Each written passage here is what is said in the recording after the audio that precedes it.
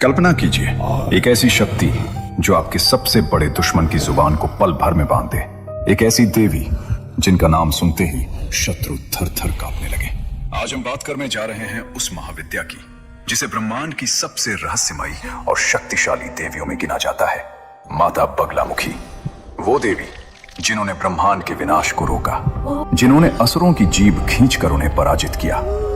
लेकिन सवाल यह है, आखिर क्यों माता बगलामुखी को स्तंभन की देवी कहा जाता है? क्या है वो रहस्य जो इस महाविद्या को इतना शक्तिशाली बनाता है? इस वीडियो के अंत तक आप जान जाएंगे वो सत्य जो सदियों से गुप्त रखा गया है। ये कहानी शुरू होती है उस समय से जब पूरा ब्रह्मांड खतरे में था। सतयुग के अंतिम काल में एक भयंकर तूफान उठा। ये कोई साधारण तूफान नहीं था, ये था ब्रह्मांडीय प्रलय का आरंभ। आकाश में घने काले बादल छा गए, बिजली की भयानक कड़क गूंजने लगी, हर तरफ अंधकार फैल गया। हवाएं इतनी तेज चलने लगी कि पर्वत हिलने लगे, समुद्र की लहरें आकाश को छूने लगी। देवता घबरा गए, इंद्र के सिंहासन तक कांपने लगे, स्वर्गलोक में हलचल मच गई, ऋषि मुनि भयभीत हो गए। ये तूफान रुकने का नाम ही नहीं ले रहा था। हर पल, हर क्षण लग रहा था जैसे पूरी सृष्टि का अंत होने वाला है। देवताओं ने भगवान विष्णु से प्रार्थना की। विष्णु भगवान ने अपनी दिव्य दृष्टि से देखा, लेकिन यह तूफान उनसे भी नियंत्रित नहीं हो रहा था। तब भगवान विष्णु ने कहा, यह कोई साधारण प्राकृतिक आपदा नहीं है। किसी ने जानबूझकर ब्रह्मांड को नष्ट करने के लिए इस तूफान को भेजा है। इसे रोकने के लिए हमें आदि शक्ति की शरण में जाना होगा। सभी देवता समझ गए कि अब केवल महाशक्ति ही इस प्रलय को रोक सकती है। देवतागण पृथ्वी लोक पर उतरे। उन्होंने एक पवित्र सरोवर के किनारे तपस्या करने का निर्णय लिया। ये था सत्यकाम सरोवर। सभी देवता, इंद्र, अग्नि, वरुण, वायु, सब ने मिलकर आदि शक्ति का ध्यान करना शुरू किया। दिन बीतते गए, रातें बीतती गईं, लेकिन तपस्या नहीं टूटी। चारों तरफ तूफान का तांडव जारी था, लेकिन देवता अडिग बैठे रहे। उनके मन में बस एक ही प्रार्थना थी, हे माता कृपा करो। और फिर आया वो दिव्य क्षण। वैशाख शुक्ल चतुर्दशी का दिन, आधी रात का समय था। सरोवर का जल अचानक शांत हो गया, हवाएं थम गईं, बिजली की कड़क रुक गई, सब कुछ एकदम स्तब्ध हो गया। और तभी सरोवर के बीच से एक अद्भुत पीली ज्योति प्रकट हुई। वो ज्योति इतनी तेजस्वी थी कि पूरा आकाश सुनहरे प्रकाश से भर गया। देवताओं ने आंखें खोली और देखा, सरोवर के जल से धीरे धीरे एक दिव्य स्वरूप उभर रहा था। वो थी माता बगलामुखी। उनका पूरा शरीर स्वर्णिम पीले रंग से चमक रहा था। उनके सिर पर दिव्य मुकुट था, गले में स्वर्ण आभूषण, पीतांबर वस्त्र धारण किए हुए। उनके एक हाथ में गदा थी, दूसरे हाथ से वे किसी दैत्य की जीभ पकड़े हुए थी। उनकी आंखों में अद्भुत तेज था। उनका चेहरा शांत था, लेकिन उनके तेज से असुर भी कांप जाएं। देवताओं ने झुककर प्रणाम किया। माता ने अपनी दिव्य दृष्टि से सबको देखा, और उस एक दृष्टि मात्र से वो भयंकर तूफान धीरे धीरे शांत होने लगा। हवाएं रुक गईं, समुद्र शांत हो गया, आकाश साफ होने लगा। प्रलय टल गया था। लेकिन रुकिए, क्या आपने सोचा कि यह तूफान आया कहां से था? सच तो यह है कि माता बगलामुखी का जन्म सिर्फ प्रलय रोकने के लिए नहीं हुआ था। असली कारण कुछ और था। वो तूफान किसी साधारण प्राकृतिक घटना का परिणाम नहीं था। उसे भेजा गया था एक भयानक दैत्य ने। उस दैत्य का नाम था मदनासुर। ये असुर इतना शक्तिशाली था कि उसने ब्रह्मदेव से वरदान प्राप्त कर लिया था, और वो वरदान था, कोई भी देवता या मनुष्य उसे शस्त्रों से नहीं मार सकता। उसकी वाणी में इतनी शक्ति थी कि वो केवल बोलकर अपने शब्दों से किसी को भी श्राप देकर नष्ट कर सकता था। उसने अपनी वाणी की शक्ति से ही यह प्रलयंकारी तूफान भेजा था। और अब सवाल ये था, जब कोई शस्त्र उसे छू भी नहीं सकता, तो माता बगलामुखी उसे कैसे हराएंगी? मदनासुर एक महापराक्रमी असुर था। उसने हजारों वर्षों तक कठोर तपस्या की थी। उसकी तपस्या से ब्रह्मदेव प्रसन्न हुए और प्रकट हो गए। मदनासुर ने कहा, हे ब्रह्मदेव, मुझे ऐसा वरदान दीजिए कि कोई भी देवता, मनुष्य या असुर मुझे किसी भी अस्त्र शस्त्र से मार न सके, और मेरी वाणी में इतना सामर्थ्य हो कि मैं अपने शब्दों से ही किसी को भी पराजित कर सकूं। ब्रह्मदेव ने तथास्तु कहा और वरदान दे दिया। वरदान मिलते ही मदनासुर का अहंकार आसमान छूने लगा। वह तीनों लोकों में घूम घूम कर देवताओं को, ऋषियों को, राजाओं को अपनी वाणी से अपमानित करने लगा। उसके शब्द विष से भी ज्यादा घातक थे। जिस पर भी उसकी नजर पड़ती वह उसे श्राप दे देता और उसका श्राप इतना शक्तिशाली था कि लोग तुरंत नष्ट हो जाते। देवराज इंद्र ने सोचा, मैं स्वर्ग का राजा हूं, मुझे इस दैत्य का सामना करना चाहिए। इंद्र अपने वज्र के साथ युद्ध के लिए तैयार हुए, लेकिन जैसे ही वे मदनासुर के सामने पहुंचे, मदनासुर जोर से हंसा। उसने कहा, इंद्र, तुम्हारा वज्र मुझे छू भी नहीं सकता। मेरे पास ब्रह्मदेव का वरदान है, लेकिन मेरे पास एक और शस्त्र है जो तुम्हें पल भर में नष्ट कर सकता है। वो है काली, मेरी वाणी। और मदनासुर ने अपना मुंह खोला, भयंकर शब्दों का ऑप्शनल करने के लिए। इंद्र समझ गए कि अगर उन्होंने उसके श्राप सुने तो वे खत्म हो जाएंगे। वे तुरंत पीछे हट गए। अग्निदेव ने कोशिश की, असफल रहे। वरुण देव ने कोशिश की, वे भी हार गए। कोई भी देवता मदनासुर का सामना नहीं कर पा रहा था, क्योंकि उसकी असली शक्ति उसकी जीभ में थी। देवताओं ने माता बगलामुखी से प्रार्थना की, हे माता, अगर आप हमारी रक्षा नहीं करेंगी तो हम किसकी शरण में जाएं? ये असुर हमें अपनी वाणी से ही नष्ट कर देगा। माता ने मुस्कुराते हुए कहा, जिसने वाणी से आतंक फैलाया है उसकी वाणी को ही बांधना होगा। चलो, मैं उससे मिलती हूँ। माता बगलामुखी युद्ध भूमि की ओर बढ़ी। उनके पीछे पीछे सभी देवता चल रहे थे। उनके तेज से पूरा आकाश सुनहरा हो गया। मदनासुर अपने सिंहासन पर बैठा था। जब उसने माता को आते देखा तो वो ठहाके लगाकर हंसने लगा। क्या देवताओं ने अपनी रक्षा के लिए एक स्त्री को भेजा है? मैं इसे भी अपनी वाणी से भस्म कर दूंगा। माता बगलामुखी ने कुछ नहीं कहा, वे बस शांत खड़ी रहीं। उनकी आंखों में एक अजीब चमक थी। मदनासुर ने अपना मुंह खोला। उसकी जीभ से भयानक मंत्रों का उच्चारण शुरू हो गया। उसके शब्द जहर की तरह हवा में फैलने लगे। आकाश में काले बादल छा गए, बिजलियां चमकने लगी। लगा जैसे फिर से प्रलय आने वाला है। देवता दूर से देख रहे थे, उन्हें डर लग रहा था।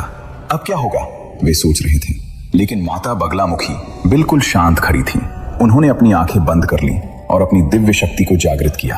मदनासुर के मुंह से निकल रहे थे भयानक श्राप, लेकिन वे माता तक पहुंच ही नहीं पा रहे थे, जैसे कोई अदृश्य दीवार उन्हें रोक रही हो। मदनासुर घबरा गया।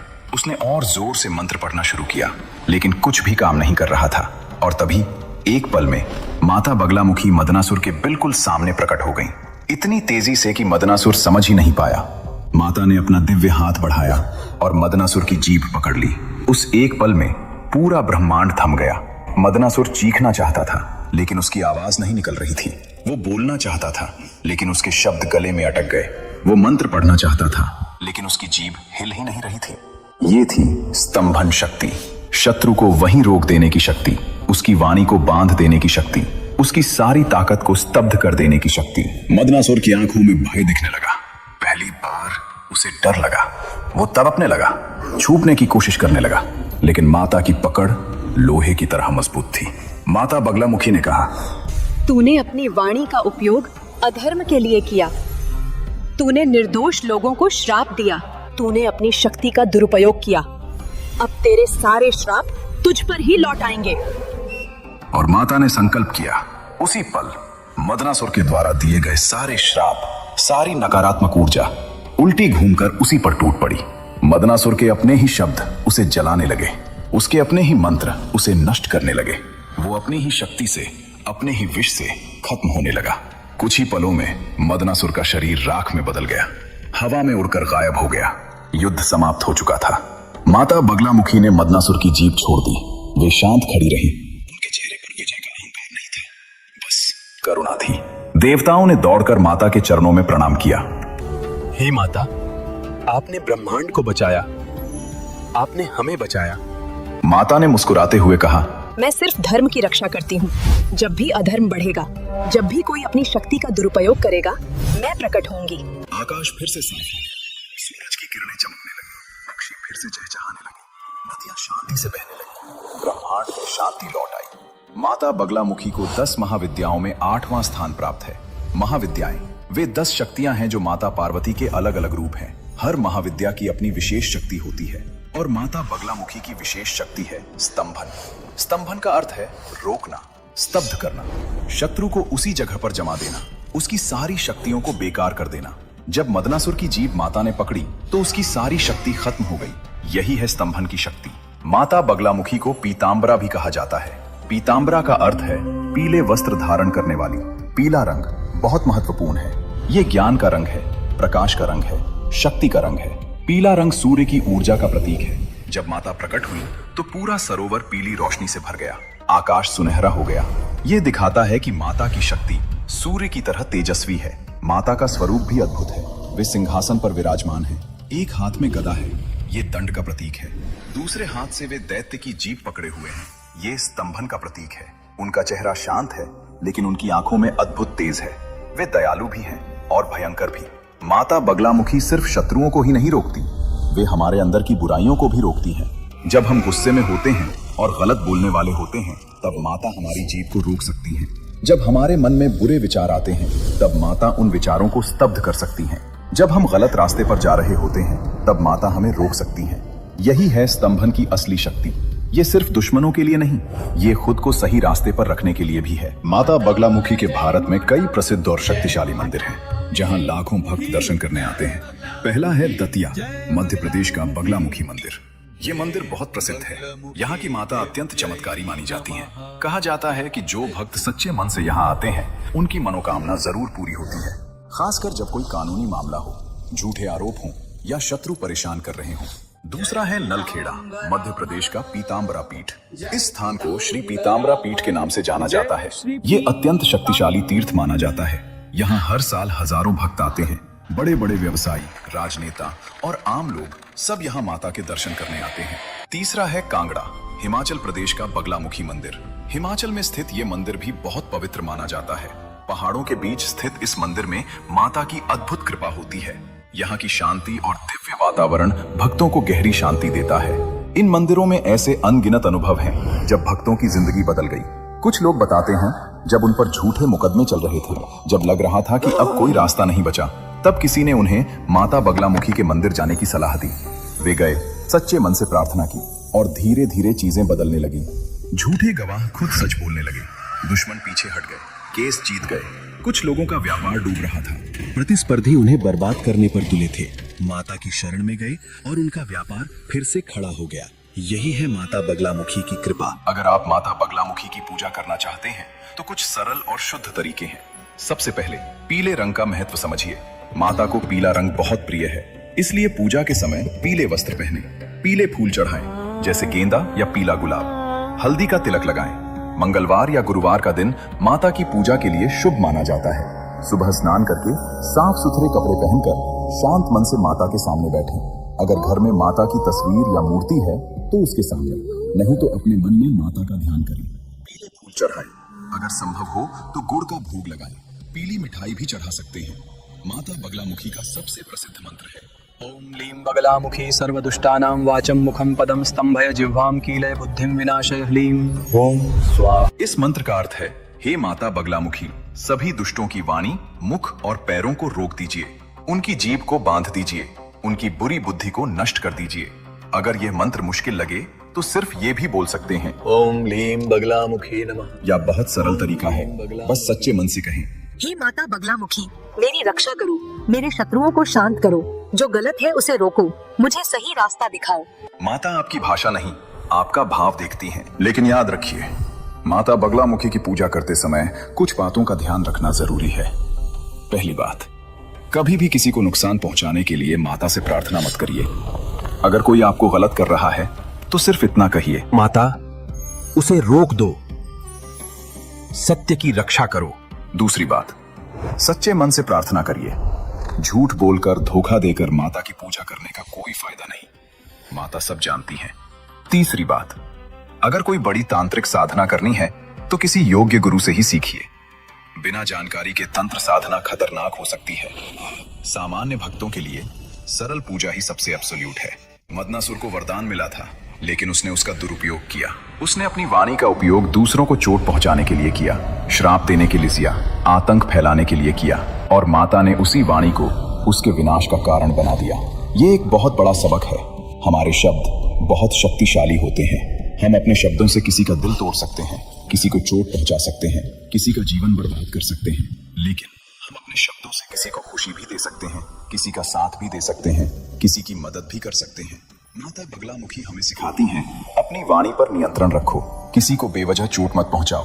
माता बगलामुखी वो शक्ति हैं जो अधर्म को रोकती हैं, जो बुराई को स्तब्ध करती हैं, जो सत्य की रक्षा करती हैं।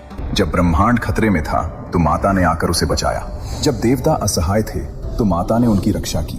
जब मदनासुर का आतंक बढ़ गया तो माता ने उसका अंत किया। और आज भी जब भी अधर्म बढ़ता है, माता प्रकट होती हैं। भले ही हम उन्हें देख न पाए, लेकिन उनकी शक्ति हमेशा काम करती रहती है।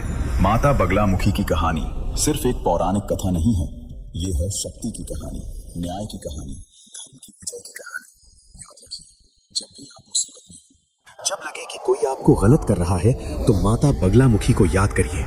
वो माता जिन्होंने मदनासुर जैसे शक्तिशाली दैत्य को हराया, वो आपकी भी रक्षा कर सकती हैं। जय माता बगलामुखी, जय पीतांबरा। अगर आपको माता बगलामुखी की ये कहानी पसंद आई तो इस वीडियो को लाइक करें, चैनल को सब्सक्राइब करें, घंटी के बटन को दबाना मत भूलिए ताकि आने वाली हर नई कहानी आप तक पहुंचे। कमेंट में बताएं, क्या आपने कभी माता बगलामुखी के मंदिर के दर्शन किए हैं?